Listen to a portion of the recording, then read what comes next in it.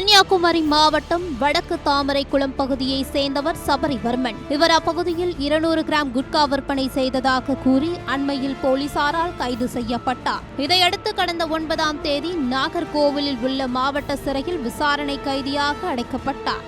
இந்த நிலையில் நள்ளிரவு மாவட்ட சிறையில் இருந்தபோது அவருக்கு திடீரென உடல்நலக்குறைவு ஏற்பட்டதாக கூறப்படுகிறது. இந்நிலையில் அவருக்கு மாரடைப்பு ஏற்பட்டதாகவும் உடனடியாக நாகர்கோவில் அருகே உள்ள ஆச்சாரிப்பள்ளம் அரசு மருத்துவக் கல்லூரி மருத்துவமனைக்கு அழைத்து செல்லப்பட்டதாகவும் அங்கு அவரை பரிசோதித்த மருத்துவர்கள் அவர் ஏற்கனவே உயிரிழந்து விட்டதாக உறுதி செய்ததாகவும் கூறப்படுகிறது. இதனைத் தொடர்ந்து அவரது உடல் அரசு மருத்துவக் கல்லூரி மருத்துவமனையில் பிரேத பரிசோதனைக்காக வைக்கப்பட்டுள்ளது. இதற்கிடையே சபரிவர்மனின் உடலை பார்த்த உறவினர்கள் அவர் மாற்றுத்திறனாளி, அவரது உடல் முழுவதும் அடித்த காயங்கள் உள்ளது, உடல் பகுதியில் சிவந்திருக்கிறது, மேலும் அவரது முகம் மிகவும் கருத்து போய் உள்ளது என குற்றம் சாட்டியுள்ளனர்.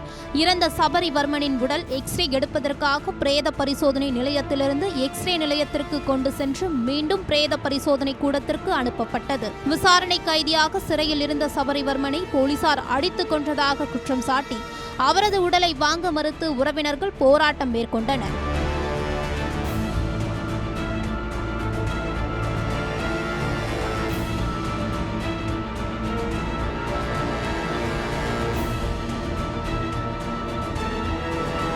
போலீஸ் பேச்சுவார்த்தை நடத்தியதை அடுத்து உறவினர்கள் சாலை மறியலை கைவிட்டனர். அதனைத் தொடர்ந்து அவர்களுக்கு ஆதரவாக பாஜக முன்னாள் எம்எல்ஏ எம்.ஆர். காந்தி வருகை தந்து ஆறுதல் கூறினார். மேலும் இறந்தவரின் குடும்பத்திற்கு 1 கோடி ரூபாய் நிவாரணம் வழங்க வேண்டும், இறந்தவரின் மனைவிக்கு அரசு வேலை வழங்க வேண்டும் என கோரிக்கை வைத்துள்ளார்.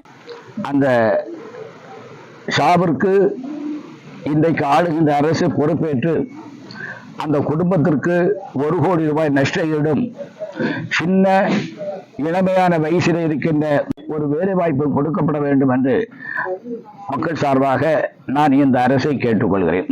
பிரேத பரிசோதனை முடிந்த பின்னரே அவரது உயிரிழப்பிற்கான உண்மையான காரணம் என்ன, அவர் எவ்வாறு உயிரிழந்தார் என்பது உள்ளிட்ட விவரங்கள் தெரிய வரும் என அதிகாரிகள் தெரிவித்துள்ளனர். மேலும் இந்த சம்பவம் தொடர்பாக நேசமணி நகர் போலீசார் வழக்கு பதிவு செய்து விசாரணை நடத்தி வருகின்றனர். மேலும் இறந்ததற்கான காரணம் தெரியும் வரையும், போலீசார் குற்றவாளிகள் மீது நடவடிக்கை எடுக்கும் வரையும் உடலை வாங்க மாட்டோம் எனவும் உறவினர்கள் தெரிவித்து வருகின்றனர். குட்கா வழக்கில் கைது செய்யப்பட்டு விசாரணை கைதியாக சிறையில் இருந்த நபர் உயிரிழந்த சம்பவம் அப்பகுதியில் பெரும் பரபரப்பை ஏற்படுத்தியுள்ளது.